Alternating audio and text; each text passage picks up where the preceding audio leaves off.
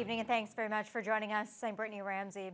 Forest fires continue to burn throughout the Northwest this August long weekend. 107 wildfires are currently active in the region, which is actually a slightly lower number than fire crews have seen recently.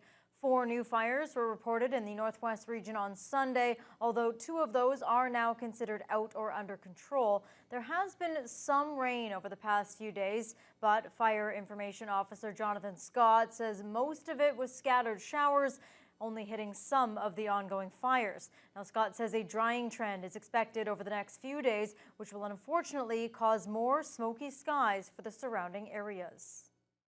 With the amount of fire on the landscape, smoke drift's going to be an issue in the coming days. So, from the active fires in the northwest of the province and as well Western Canada, smoke drift will be coming into the province.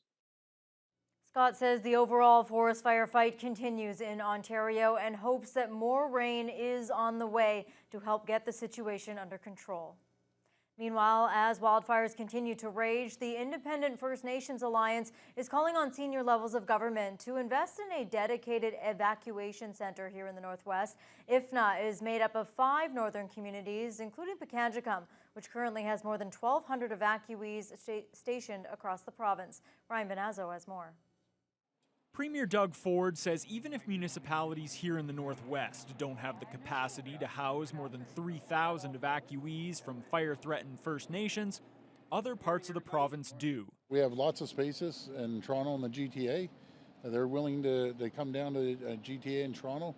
We'll be there. We'll welcome them with open arms. But Independent First Nations Alliance CEO Matthew Hopp says that shouldn't be the solution. It's like putting people in Thunder Bay in France. Pekanjikam First Nation, one of 5 northern communities that make up IFNA, has evacuated more than 1,200 people so far. Many are now stationed 1,000 kilometers away in Sudbury and Timmins. But Hopp hopes that won't be necessary in the future.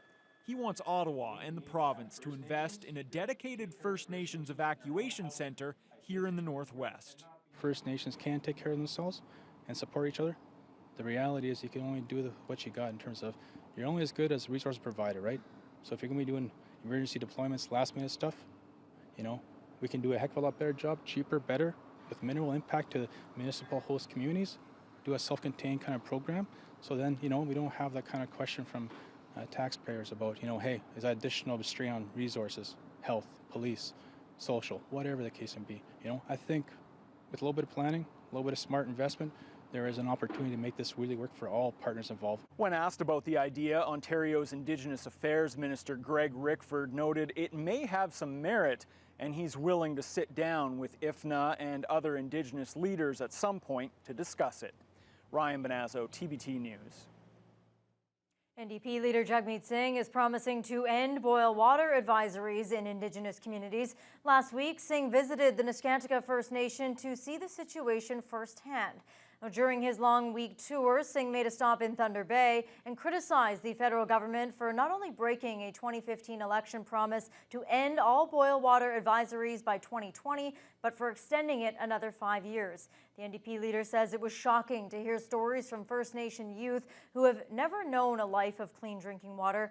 He believes there's simply no reason for this and that it can be fixed. It's just a matter of making it a priority. We have kids that their entire lives, because this boil water advisory, not having clean drinking water, has gone on for 26 years. This means we've got kids, 14-year-olds, 20-year-olds, 24-year-olds, who have never been able to drink out of their own homes, the tap in their homes. They don't know what that's like. In the 21st century, with the wealth we have, being one of the world's largest economies, I don't accept for a second the excuse that it could not have happened sooner. 11 years to have clean drinking water for all Indigenous communities is not good enough.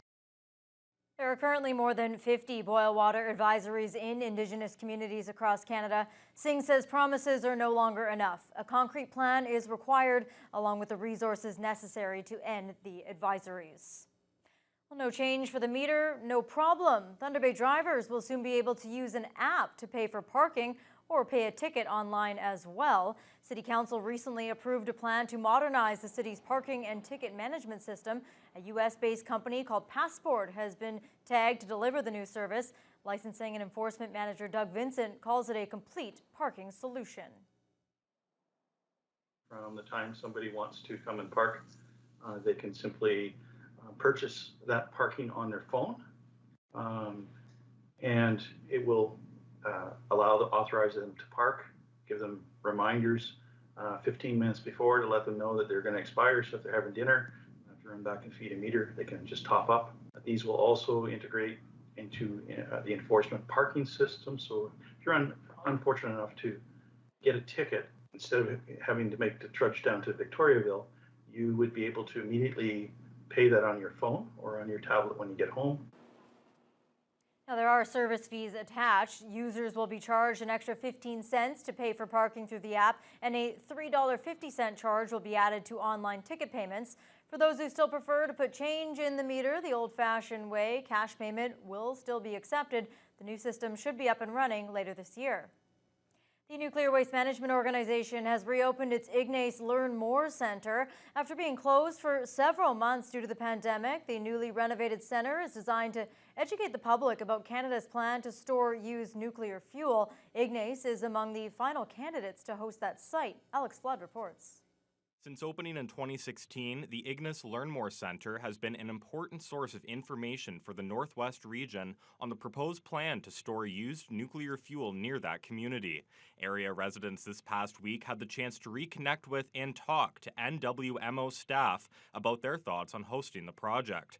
The reopening began with a ceremonial smudge by members of Wabigoon Lake Ojibwe Nation, a reserve nearby the proposed repository site.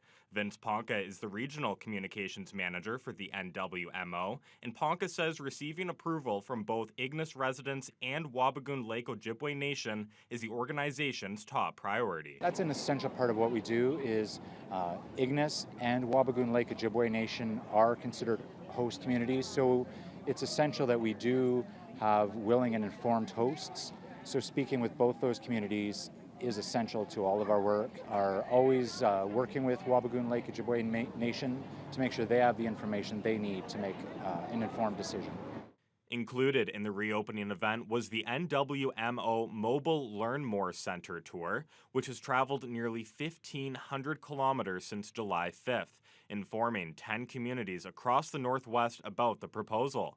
Ignace has been under consideration for the repository since 2010, with a final decision expected sometime in 2023.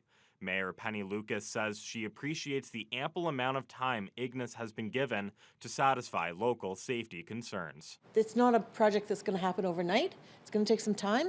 So we have lots of time to put together whatever it is we need to do to make sure that this is going to be a good experience for Ignace and a positive experience for the people of the community. The proposed $24 billion facility is predicted to have a life expectancy of 150 years and could have an incredible impact on the financial future of Ignace and that area of the Northwest. South Bruce in Southern Ontario is the only other remaining site involved in the selection process. Alex Flood, TBT News. Well, if you haven't made anything for dinner yet this evening, why not head over to Festa Italiana for some delicious Italian takeout. In its 31st year, the beloved event is open until 8 o'clock tonight. Festa started on Sunday and is hosted at the Italian Cultural Center on Algoma Street. You'll find authentic Italian cuisines, penne, gnocchi, lasagna, and so much more. Volunteers prepared and served over 4,000 meals on Sunday. Festa Chairman Benny Melchiorre says, unfortunately, due to COVID-19 restrictions, they weren't able to have live music and fireworks this year, but says the community has had a great response and Festa is already breaking last year's sales. People look forward. A lot of young kids, they moved out of town on their own and they're coming back just for the Festa. So it's one that, we don't even have to publicize advertising because people know it's a long weekend of August or it's Festa Italiana, so it's a tradition now. Plans for next year's Festa are already in the works. Melchiorre hopes for the 32nd year COVID restrictions will be lifted and they can bring back the Italian Society vendors, live music, and fireworks. Might just head down the street right after we're done this broadcast. It's always the best. Great food. Yes. Tyler, you got sports coming up for us. Right. Well, I know all about campus life. I was a finance major, went to university. I was pretty good at Frisbee. But when it comes to disc golf, I can't keep up with what you're about to see. The Northern Ontario Disc Golf Championship. We have the wrap. Stay tuned.